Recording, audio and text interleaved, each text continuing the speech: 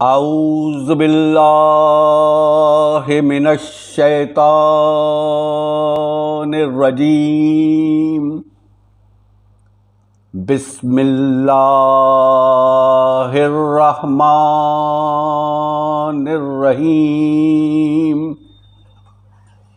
الحمد للہ رب العالمین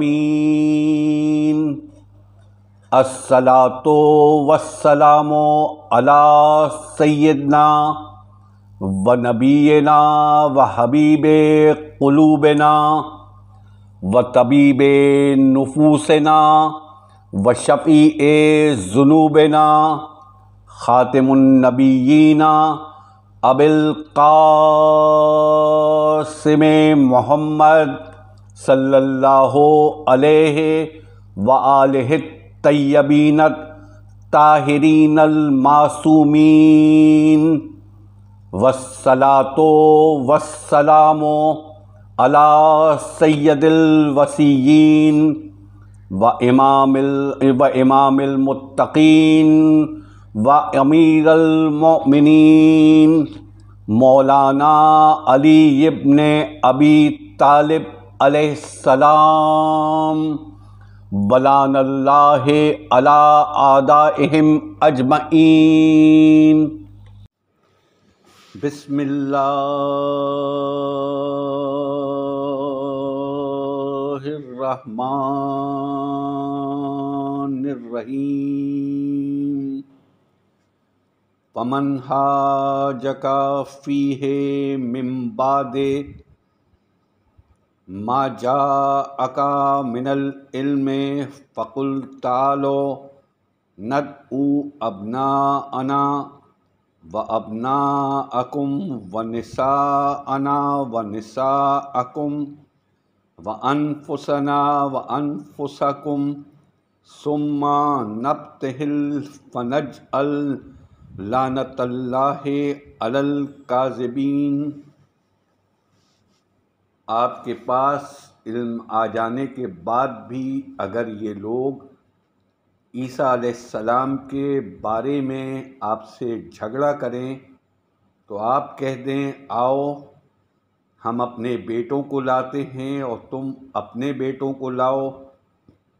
ہم اپنی بیٹیوں کو بلاتے ہیں اور تم اپنی بیٹیوں کو بلاؤ، ہم اپنے نفسوں کو بلاتے ہیں اور تم اپنے نفسوں کو بلاؤ، پھر دونوں فریق اللہ سے دعا کریں کہ جو جھوٹا ہو اس پر اللہ کی لعنت ہو۔ کسی چیز کی دیکھ بھال کے بغیر اپنی حالت پہ چھوڑ دینا، نفرت کرنا، اللہ کی رحمت سے دور اپنے حال پر چھوڑ دینے کے لیے بد دعا کرنے کو مباہلہ کہتے ہیں۔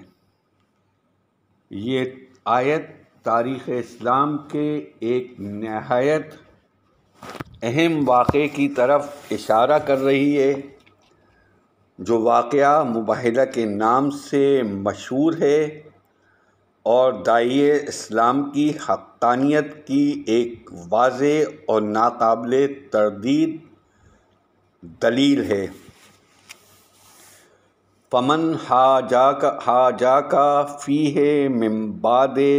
ما جاءک من العلم، علم آ جانے کے بعد بھی جو لوگ آپ صلی اللہ علیہ وآلہ وسلم سے جھگڑا کریں، فیہ یعنی فی الحق، دلیل و برہان اور قطعی اور یقینی دلیل قائم ہونے کے بعد بھی